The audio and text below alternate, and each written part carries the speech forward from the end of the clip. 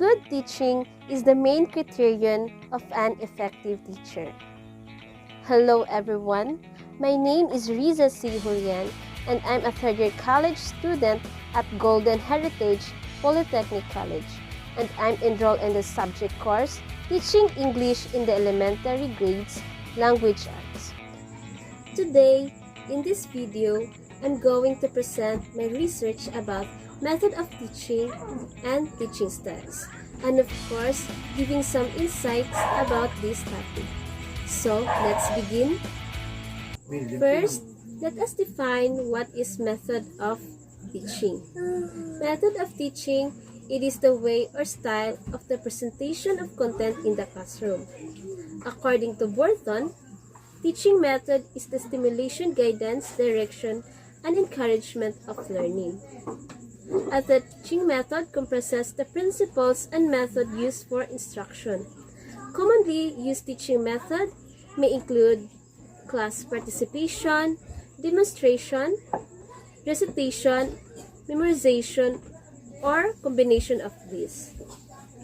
The choice of teaching method or methods to be used depends largely on the information or skill that is being taught, and it may also be influenced by the aptitude and enthusiasm of the students. There are different types of teaching methods which can be categorized into four broad types. First is the instructor or the teacher-centered methods. Here, the teacher casts himself, herself in the role of being a master of the subject matter. The teacher is looked upon the learners as an expert or an authority. Learners, on the other hand, are presumed to be passive and copious recipients of knowledge from the teacher. Examples of such methods are expository or lecture methods, which required little or no involvement of learners in the teaching process. It is also for this lack of involvement of the learners in what they are taught that such methods are called closed-ended. Second is the learner-centered methods. In learner-centered methods, the teacher or instructors is both a teacher and a learner at the same time. In the words of Lawrence Stenhouse, the teacher plays a dual role as a learner as well, so that in his classroom extends rather than constricts in his intellectual horizons. The teacher also learns new things every day which she didn't know in the process of teaching. The learners become a resource rather than an authority. Examples of learner-centered methods are the discussion method, the discovery or inquiry-based approach, and Hill's model of learning through discussion, or what we call the LTD. The third method of teaching is the content-focused method. In this category of methods, both the teacher and the learners have to fit into the content that is taught.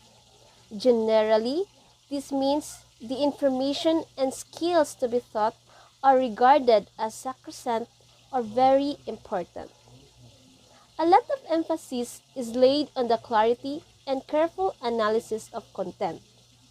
Both the teacher and the learners cannot alter or become critical of anything to do with the content. An example of a method that subordinates the interest of the teacher and learners to the content is the program learning approach.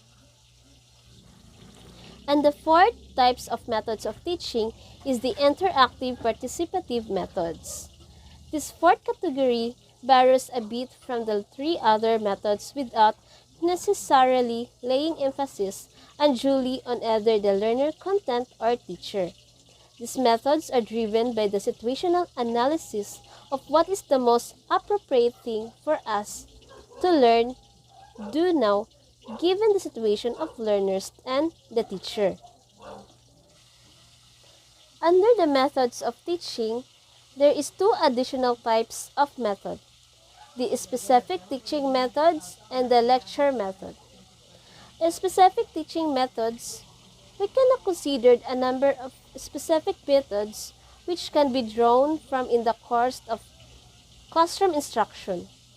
It is, however, important to note that the choice of any form of methods should not be arbitrary, but needs to be governed by the criteria we have already examined.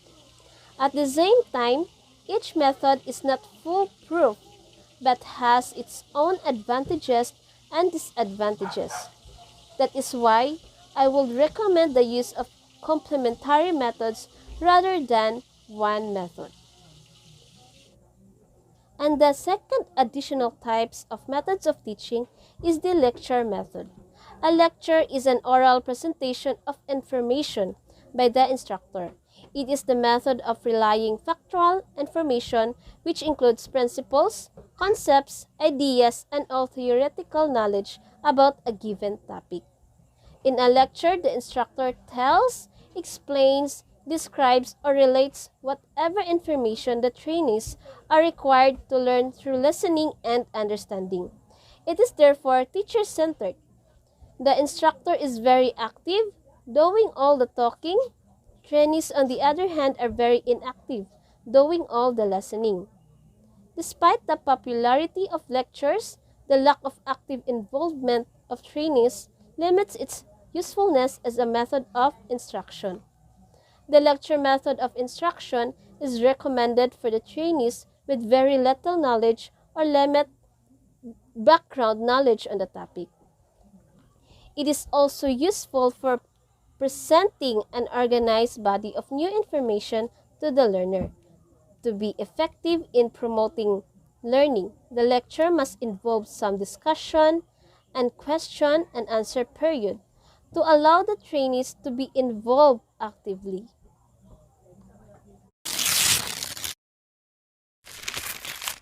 And now we're going to discuss about teaching styles.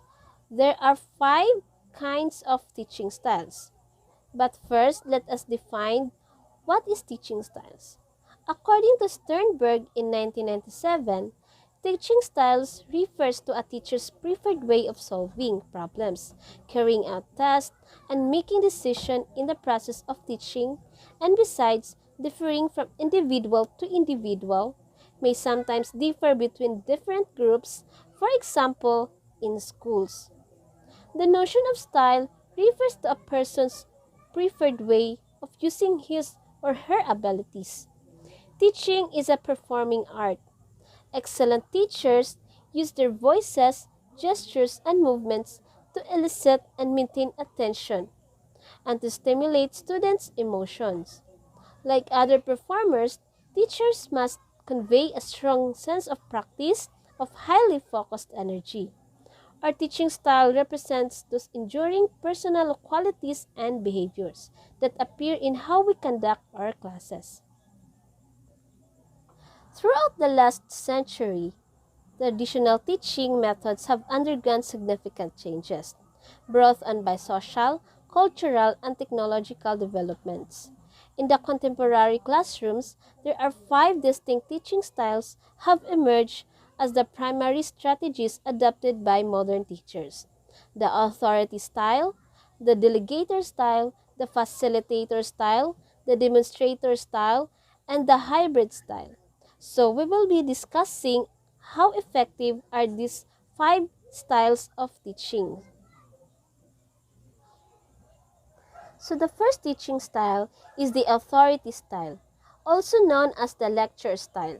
The authority style is primarily used in a lecture or auditorium setting, whereby the teacher will give a lengthy one-way discussion on a pre-assigned topic, while students take notes and memorize key pieces of information. Though popular in higher education, when there is a large group of students present, the authority or the lecture style is less common in the standard classroom setting. This is because the strategy offers little to no student participation, making it impossible to meet the needs of each individual pupil. The second teaching style is the delegator style or group style. The delegator style is used for school subjects that requires group work, lab-based learning, or peer feedback. For example, science classes and certain language learning classes. The teacher acts as a delegator, becoming an observer to promote peer collaboration and encourage student-to-student learning. The delegator style is becoming more and more popular throughout many classrooms. However, some people consider other style to be more proactive due to the fact that the group method removes the teacher from a position of authority. And the third teaching style is the facilitator style, also as the activity style. Facilitator style tries to encourage self-learning through peer-to-teacher learning. In contrast, the lecture style teaches us students to question rather than give them the answer. The goal is for students to develop a deeper understanding of the topic by using self-discovery and develop problem-solving skills. This technique is best used in small classroom settings because, as a facilitator, the teacher needs to interact with students on an individual basis, which can be difficult with a larger number of students. And the fourth teaching style is the demonstrator style, widely known as the coaching style. Similar to the lecture style, the demonstrator style tries to maintain authority in the classroom. Even so, instead of using a verbal lecture to give information and teach, this style coaches students using gateways like multimedia presentations, class activities, and demonstrations. For subjects like music, art, and physical education subjects, this style is perfect because the demonstration is usually necessary to acquire a full understanding of the subject. In other areas of study, however, the demonstrator style may not be suitable. Like the authority style, there is little direct teacher-to-pupil interaction, so it can be difficult to accommodate the needs of all students. And the last but not least is the hybrid style, also known as the blended learning.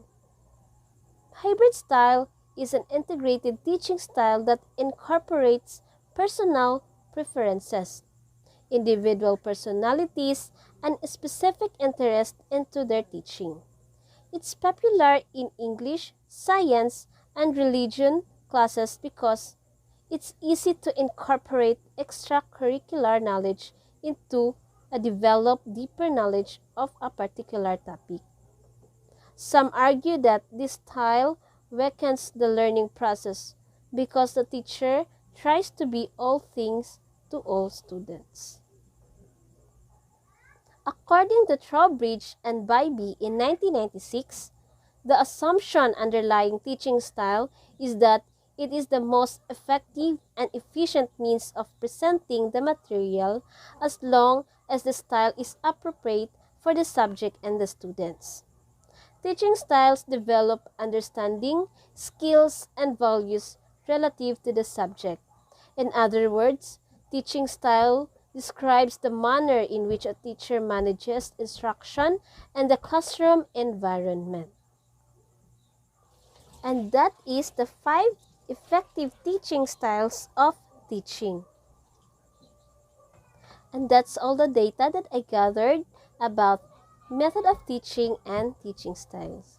Thank you for watching and giving time to listen.